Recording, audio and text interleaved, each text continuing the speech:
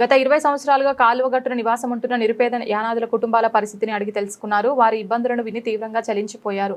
ఈ సందర్భంగా ఆయన మీడియాతో మాట్లాడుతూ రాజానగరం మండలం సూర్యారావుపేట కాలువగట్టున నివసిస్తున్న యానాది ఎస్టీ కుటుంబాల ప్రజలు తక్షణం ప్రభుత్వం అధికారులు స్పందించి మంచినీరు, విద్యుత్ సౌకర్యాలు, గృహాల నిర్మాణానికి రుణ సదుపాయం కల్పించాలని మాజీ ఎంజీ జీవి హర్షకుమార్ డిమాండ్ చేశారు.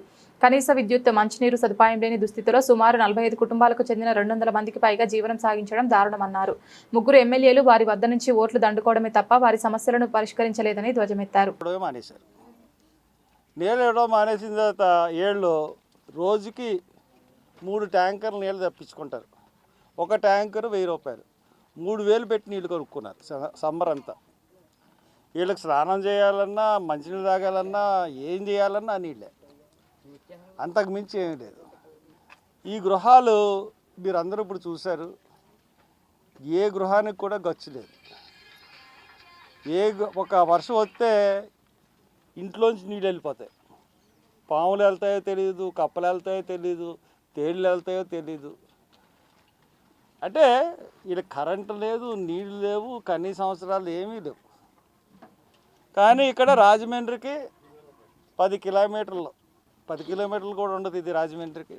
ఈ సూర్యారావుపేటలో, యానాదిపేటలో ఉన్న ఈ ఎస్టీల దుస్థితి. మన కేంద్ర ప్రభుత్వం ఏం చెప్తుందంటే మోడీ గారు అసలు కరెంటు లేనోడే లేడు, ఇల్లు లేనోడే లేడు, అన్నీ పాకలే. పాకలంటే పూరి పాకలు.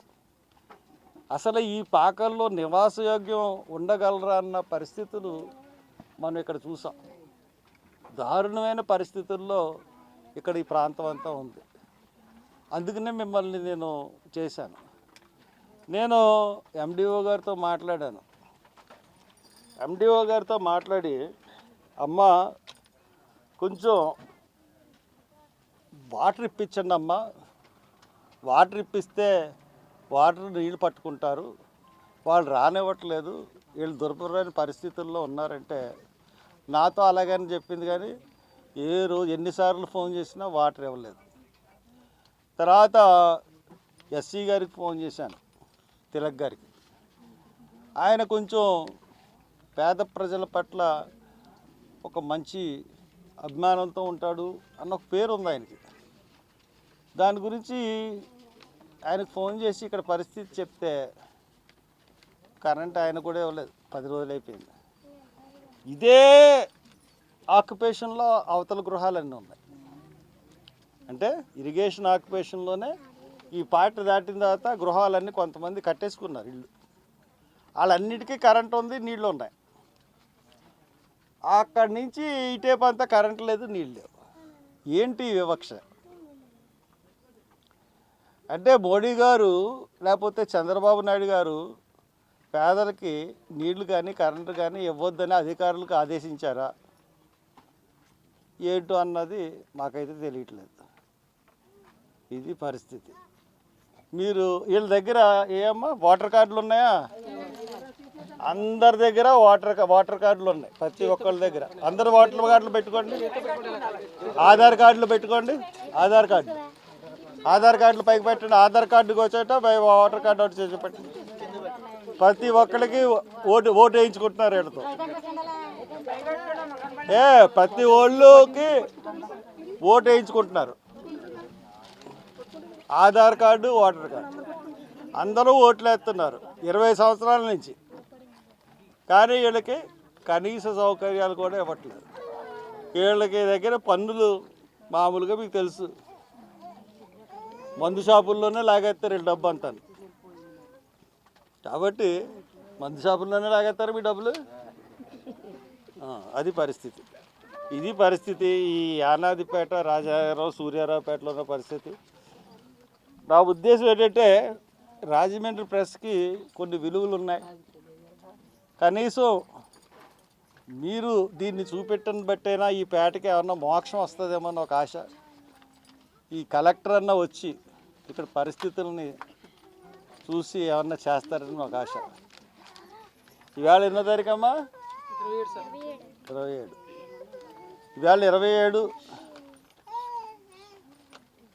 జూలై 10 లోపల వీళ్ళకి కావాల్సినవన్నీ చెయ్యండి. నేను అధికారులను కోరుతున్నాను. ముఖ్యంగా ఎండిఓ గారిని నీళ్ళు ఇవ్వండి వీళ్ళకి. AP Transco collector Transco SC గారికి చెప్తున్నాను కరెంట్ ఇవ్వండి. ఇక్కడ గృహాలు కట్టుకోవడానికి వాళ్ళకి ఆర్థిక సహాయం చేయండి. హౌసింగ్ డిపార్ట్మెంట్కి చెప్తున్నాను, సబ్ కలెక్టర్కి చెప్తున్నాను, కలెక్టర్ గారికి కూడా చెప్తున్నాను. కలెక్టర్ అమ్మగారు మీరు ఒక్కసారి ఇక్కడ విజిట్ చేస్తే ఇక్కడ పరిస్థితులు మీరు కానీ గమనించినట్లయితే మీరే అన్ని సహాయాలు చేస్తారు, మాకు తెలుసా విషయం. సరే మీరు కలెక్ట్ చేయకుండా ఇక్కడికి రానివ్వకుండా మిమ్మల్ని ప్రజాప్రతినిధులు ఎవరు అడ్డుకుని అక్కడ ఎస్టీ వాళ్ళకి ఏమీ చేయకూడదు, ఎందుకంటే వాళ్ళకి ఎందుకు, వాళ్ళు మనుషులు కాదు అని కలెక్టర్ గారికి ఎవరన్నా చెప్తే కలెక్టర్ గారు కూడా అలాగే భావించి వీళ్ళు మనుషులు కాదు, వీళ్ళకెందుకు ఇంత పేద పరిస్థితుల్లో ఉన్న సాయం చేయడం ఎందుకు అనవసరం అనుకుంటే రాకండి. మీరు వచ్చినా రాకపోయినా 10వ తారీఖు కల్లా పనులు పూర్తి చేయండి. 10వ తారీఖున ఉదయం మీరు ఇక్కడికి కానీ వచ్చి అన్ని పనులు పూర్తి చేయకపోతే ఇక్కడే కూర్చుంటాను. నేను 10వ తారీఖు నుంచి నేను ఇక్కడే ఉంటాను.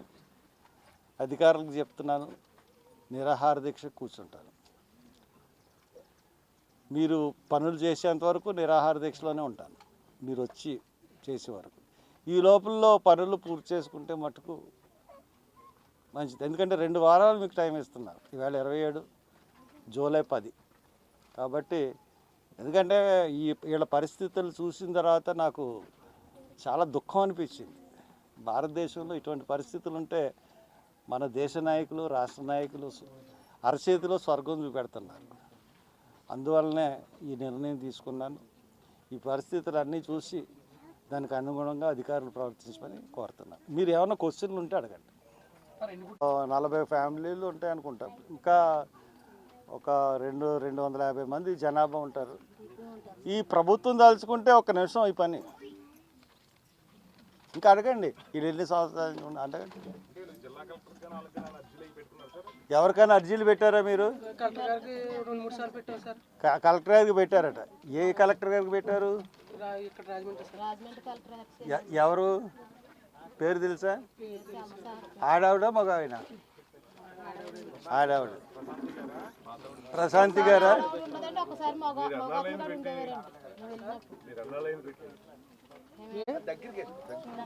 నా పేరు గంధం బంగారుబాబు అండి. ఉమ్మడి తూర్పుగోదావరి జిల్లా యానాది సంఘం అధ్యక్షులుగా ఉన్నాను సార్. ఇక్కడ మా వాళ్ళు సుమారు 20 సంవత్సరాల నుంచి ఇక్కడే ఉంటున్నారు సార్. వేరే చెరువు గట్టు ఉంటున్నప్పుడు మీకు ఇక్కడ ఉండటానికి కుదరదు, అభివృద్ధి కార్యక్రమాలు అని చెప్పి అక్కడి నుంచి తగ్గితే ఇక్కడికి వచ్చాను సార్. ఇక్కడికి వచ్చిన తర్వాత 20 సంవత్సరాల నుంచి ఉంటుండగా మేము ఉన్న తర్వాత వచ్చి పక్కన వాళ్ళు కూడా మీరు ఉంటున్నారు కదా మేము కూడా వేసుకుంటామని ఇప్పుడున్న ఆ కాలనీ వాళ్ళు వేసుకున్నారు సార్. వేసుకున్న తర్వాత అందరూ వేసుకున్న తర్వాత ఊళ్ళో కొంతమంది లేకపోతే బయట నుంచి వచ్చిన వ్యక్తి మీ అందరికీ ఇక్కడ మేము పట్టాలు ఇప్పిస్తాం, అందరూ బాగుంటుంది, వాటర్ ఉంటుంది, కరెంట్ వస్తుంది అని చెప్పి మీరు వాళ్ళు సమానం అని చెప్పి వేయించుకునండి. మా చేత 2,000 రూపాయలు చొప్పున సుమారు 7-8 సంవత్సరాల క్రితం 2,000 చొప్పున తీసుకొని ఆ మోటార్ బోర్ కొట్టించారు సార్. కొట్టించి మేము 6 నెలలు 3 నెలలు వాడిన తర్వాత మీరు వాటర్ రాకూడదు, మేము పట్టుకునే వరకు మీరు ఉండాలి అని చెప్పి తర్వాత అది కూడా కాదు, అసలు మీకు సంబంధం లేదు, ఇక్కడ మాకు లోడ్ సరిపోవట్లేదు, ఇంకోటి సరిపోవట్లేదు, మీరు వెళ్ళి తెచ్చుకోండి, మీకు సంబంధం లేదు, ఇది మేము తెచ్చుకున్నామని మాకు వెనకాల వచ్చి వేసుకున్న వాళ్ళు ఆక్యుపై చేసుకుని మమ్మల్ని పట్టుకునేవట్లేదండి. కేవలం మేము ఒక చిన్న కులం వాళ్ళు అనండి, యానాదులనండి, గుర్తింపు లేని మనుషులు అనండి. మేము చాలాసార్లు అండి వెంకటేష్ గారిని కలిసాం, తర్వాత ఈయన మన రాజా గారిని కలిసాం. రాజా గారు చూస్తానో చెప్తానన్నారు. ఆయన ఒకసారి అయితే వచ్చారు కానీ చూసి వాళ్ళకి ఏదైనా చెయ్యండి అని అధికారులు చెప్పారండి. ఈయన బత్తుల బాలరామకృష్ణ గారు అయితే వస్తానని చెప్పారు కానీ అసలు రాలేదండి. ఊళ్ళో నాయకులను అడిగితే అండి మీరు ఆ పక్కన వేసుకున్న వాళ్ళు మాట్లాడుకోండి, వాళ్ళతో మాట్లాడుకొని మీరు చేసుకోండి అంటున్నారండి. అక్కడ ఉన్న వాళ్ళందరూ పెద్ద కులం వాళ్ళు సార్. ఆ పెద్ద కులం వాళ్ళు రిక్వెస్ట్ చేస్తే వాళ్ళు పక్కా గృహాలు కట్టుకున్నారు సార్. మా ఇళ్ళు చూసారు, మీరు ఆ ఇళ్ళు కూడా చూడండి సార్, ఒకసారి మీరు చూస్తే మీకు తెలుస్తుంది సార్, అర్థమవుతుంది సార్.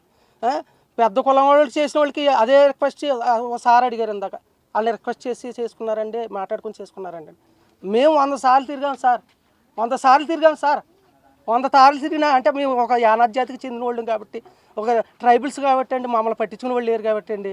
కొంతమంది నాయకులు కూడా అడిగారండి, మీ వెనకాల ఎవరన్నా మాట్లాడే వాళ్ళు ఉన్నారా, మీరు మా ఏమన్నా ఉన్నారంటే ఎవరు లేరంటే అది చూద్దాంలే తర్వాత చూద్దాంలే వస్తాంలే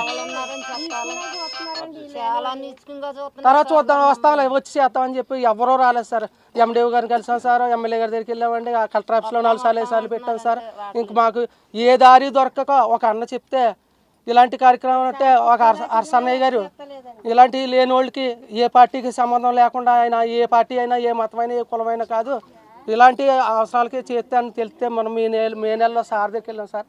సార్ అప్పుడే 2వ సారి ఇక్కడికి వచ్చి 2 సార్లు వచ్చి వెళ్ళారండి.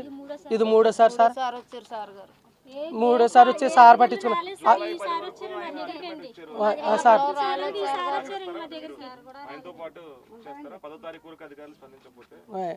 నేను ఆ మాట కూర్చుంటే మీరు కూడా నాతో పాటు ఉంటారా? ఉంటాం sir. Sir sir sir sir sir చిన్న ఒక మాట అన్నారు సార్ ఇందాక, ఏంటి మీకు పండగని. ప్రపంచం అంతా గుర్తించలేదండి, మమ్మల్ని అర్సన్న గారు గుర్తించారండి. అదే మాకు ఆయన వస్తుంది, అదే మాకు పండగ అండి. అందుకని మేము పండుగ చేసుకుంటున్నామండి. కనీసం మాకు అవసరం లేకపోయినా వచ్చి చూడండి అంటే ఎమ్మెల్యే గారు కానీ ఎండిఓ గారు కానీ ఏ గవర్నమెంట్ అధికారి ఏ ప్రభుత్వ అధికారి కూడా రాలేదు సార్. ఇది 3వ సారి వచ్చి మమ్మల్ని ప్రపంచానికి పరిచయం చేశారు. అదే మాకు పండగ అండి. మేము సార్తోనే ఉంటాం. సార్ కోసం మా కోసం సార్ అంతా చేసినప్పుడు మేము ఏదైనా సరే సార్తోనే ఉంటామండి.